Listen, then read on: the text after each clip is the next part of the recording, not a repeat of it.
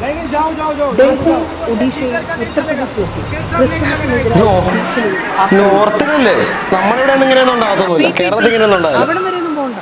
ഇവിടെ ഇങ്ങോട്ട് നമ്മുടെ ഈ കൊച്ചു കേരളത്തിൽ പാലക്കാട് നല്ലേപ്പള്ളി സ്കൂളിൽ ക്രിസ്മസ് ആഘോഷങ്ങളിൽ അധ്യാപകർക്ക് വിശ്വഹിന്ദു പരിഷത്തിന്റെ ഭീഷണി. പാലക്കാട് പുതുശ്ശേരിയിൽ കുട്ടി കരോൾ സംഘത്തിന് നേരെ BJP പ്രവർത്തകന്റെ ആക്രമണം. കുട്ടികൾ മദ്യപിച്ചിരുന്നെന്ന് കള്ള ആരോപണം. സ്കൂളുകളിൽ ക്രിസ്മസ് ആഘോഷങ്ങൾ അനുവദിക്കില്ലെന്ന് RSS മാനേജ്മെന്റ്. തപാൽ വകുപ്പിന്റെ ക്രിസ്മസ് ആഘോഷത്തിൽ ഗണഗീതം വേണമെന്ന വിചിത്ര ആവശ്യവുമായി BMS.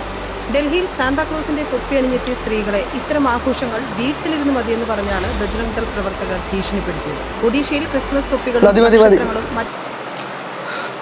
സങ്കടം, ശരിക്കും പറഞ്ഞ സങ്കടം വരുന്നുണ്ട്. ഇതൊക്കെ കാണുമ്പോൾ നല്ല രീതിയിൽ സങ്കടം വരുന്നുണ്ട്.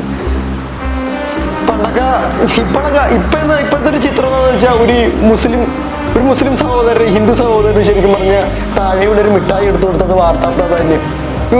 ഒന്ന് ആലോചിച്ച് നോക്കണം. മുസ്ലിം സഹോദരൻ ഹിന്ദു സഹോദരൻ മിഠായി എടുത്തു കൊടുത്ത് മാതൃകയായിരുന്നു മതസൗഹാർദ്ദം. മറ്റത് മറിച്ച് ചുമ്മാതാ ക്രിസ്മസ് ആഘോഷിക്കാൻ പാടില്ലെന്ന്. സ്കൂളിലെ ക്രിസ്മസ് ആഘോഷിക്കാൻ പാടില്ല. വല്ലാത്തൊരു അവസ്ഥ തന്നെ ശരിക്കും പറഞ്ഞാൽ.